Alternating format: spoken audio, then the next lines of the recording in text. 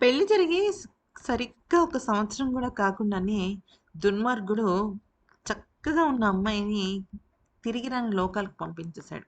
అసలు వాడికి మనసెలా వచ్చిందనే విషయం పైన కూడా చాలామంది చాలా రకాలుగా స్పందించారు. ఎందుకనంటే ఇది కరెక్ట్ కాదు.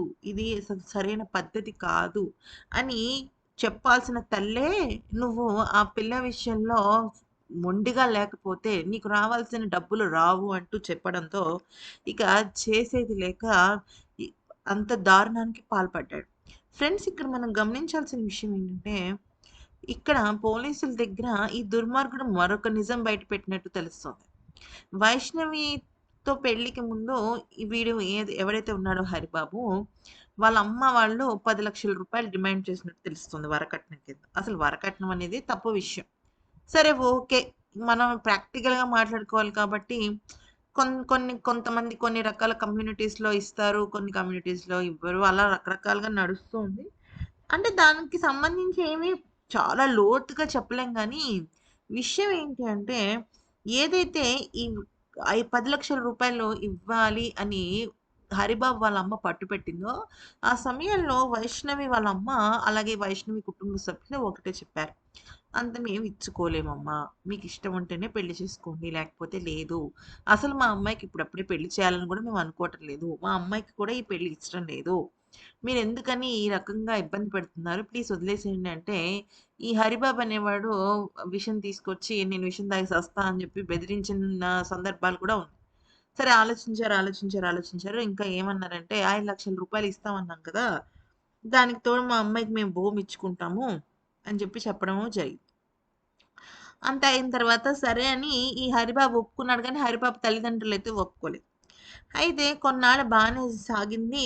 వీళ్ళిద్దరి మధ్య కాపురం బానే ఉంది. ఆ అమ్మాయి 2 సార్లు గర్భవతి అయింది. మొదటిసారి మళ్ళీ వీళ్ళ వల్లే ఆ గర్భం పోయిందన్నా కూడా రెండోసారి మాత్రం తను పట్టుదల పెట్టి లేదు నేను ఖచ్చితంగా ఈ విషయంలో నేను వెనక్కి తగ్గను. నాకు పిల్లలు కావాల్సిందే అని చెప్పి కూర్చుందనమాట. అయితే విషయంలోకొచ్చినట్టయితే ఏం జరిగిందంటే గత నెలన్నర, 2 నెలల నుంచి మళ్ళీ వాళ్ళ అమ్మ 10,00,000 గురించి స్టార్ట్ చేయడం మొదలెట్టింది.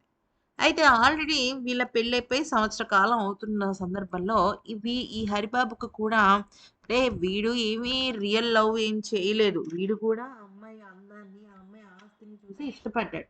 ఎప్పుడైతే ఇక పెళ్ళైపోయింది, జరగాల్సిన కార్యక్రమాలు జరిగిపోయాయి, ఆ అమ్మాయి గర్భంతో ఉందో వీడికి ఈ అమ్మాయి మీద మోజు తీరిపోయి డబ్బు మీద వ్యామోహం పెరిగింది. పెరిగి వాళ్ళతో అన్నాడనమాట. నాకు రూ. 5,00,000 కావాలి. నాకు రూ. 5,00,000 కావాలి అంటే వాళ్ళన్నారనమాట. లేదు ఇప్పుడైతే రూ. 5,00,000 మేము ఇవ్వలేం కానీ ఫర్దర్‌గా మేము మీకొక ల్యాండ్ కొంటాము. ఆ ల్యాండ్ కొంటే మీరెప్పుడైనా ఇల్లు కట్టుకోవాలనుకుంటే కట్టుకోవచ్చు అని చెప్పి చెప్పడం జరిగింది. అయితే దానికి వాళ్ళ దగ్గర అంటే వైష్ణవి వాళ్ళ అమ్మానాన్నల దగ్గర సరే అని చెప్పి వైష్ణవిని టార్చర్ పెట్టడం మొదలెట్టాడు. 5,00,000 కావాలి, 5,00,000 కావాలి, నాకు క్యాష్ కావాలి, నాకు ఇప్పుడు నేను కష్టాల్లో ఉన్నాను, నేనేదో చేస్తానంటూ రకరకాలుగా మాట్లాడాడు. అయితే ఈ అమ్మాయి చూసింది ఓ 2, 3 సార్లు విని తర్వాత వైష్ణవి ఏమందంటే, "మా అమ్మ నాన్నలు ఎలా ఇస్తారు రూ. 5,00,000? నువ్వు పెళ్ళికి ముందే నువ్వు చెప్పాల్సింది గదా! పెళ్ళికి ముందు మేము 5,00,000 అన్నాం. ఇప్పుడు మేమంత ఇచ్చుకోలేము. మా అన్నయ్యలేమి మా కుటుంబం ఏమి రిచ్ క్లాస్ కాదు. మేము మిడిల్ క్లాస్ వాళ్ళమే. కానీ నువ్వు నన్ను ప్రేమిస్తున్నావని తెలిసినా కూడా నా కోసం అని జెప్పి నీకా 5,00,000 ఇచ్చారు. ఇక ఇప్పుడు ఎక్కడి నుంచి తెస్తారు మా పుట్టింటి వాళ్ళు 5,00,000 అని చెప్పి చెప్పడం జరిగింది. అయితే ఇక ఏమైంది? ఆ విషయం తీసుకెళ్ళి నేరుగా అంటే ఈ హరిబాబు ఏం చేశాడంటే, వాళ్ళ అమ్మకిను, ఈమెకి మధ్య రాయబారం అనమాట. అంటే వాళ్ళ అమ్మ అలా చెప్పడం, "నువ్వు ఇలా చెయ్యి, నువ్వు అలా చెయ్యి, నువ్వు అలా చెయ్యి, ఇలా చెయ్యి" అంటుంటే, ఈ హరిబాబు తోలుబొమ్మలాగా తల ఊపడం మొదలెట్టాడనమాట. ఇక ఆఖరికి ఆ 5,00,000 విషయంలోనే చాలా పెద్ద పెద్ద గొడవలవ్వడం స్టార్ట్ అయింది. అయితే అరవడాలు, కేకలేసుకోవడాలు, దెబ్బలాడుకోవడాలు అన్నీ ఆ 5,00,000 చుట్టూనే తిరిగిందనమాట. అయితే ఇంక క్యాష్ కావాలి. నాకు రూ. 5,00,000 క్యాష్ ఇస్తావా? ఇవ్వా నువ్వు? అంటూ మొండికేసి కూర్చునేటప్పటికి వైష్ణవి కూడా చాలా పోరాడింది. ఎందుకంటే తన కుటుంబ సభ్యుల గురించి, తన పుట్టింటి ఆర్థిక పరిస్థితి గురించి తెలుసు ఈ అమ్మాయికి. తెలిసి మళ్ళీ ఎలాగ 5,00,000 కావాలని ఎళ్లి అడగలేదు కదా! అయితే అప్పుడు ఏమైందంటే మా వాళ్ళు 5,00,000 ఇవ్వలేరు. కొన్నాళ్ళు ఆగితే వాళ్ళేమైనా సంపాదించుకుంటే ఇస్తారు. నేనేమైనా సంపాదిస్తే నీకిస్తాను. అలాగా మనం ఒకళ్ళకొకళ్ళు ఉండాలి గానీ, ఇలాగ రుబాబ్ చేయడం కరెక్ట్ కాదు అని చెప్పేసంటే, ఇంక గొడవలు పడ్డాడు, పడ్డాడు, పడ్డాడు. ఆ తర్వాత వీడికి ఇంకొక అమ్మాయి 20,00,000 ఇస్తుంది అన్న ఆశ పెట్టింది వాళ్ళమ్మ. హరిబాబు వాళ్ళమ్మ.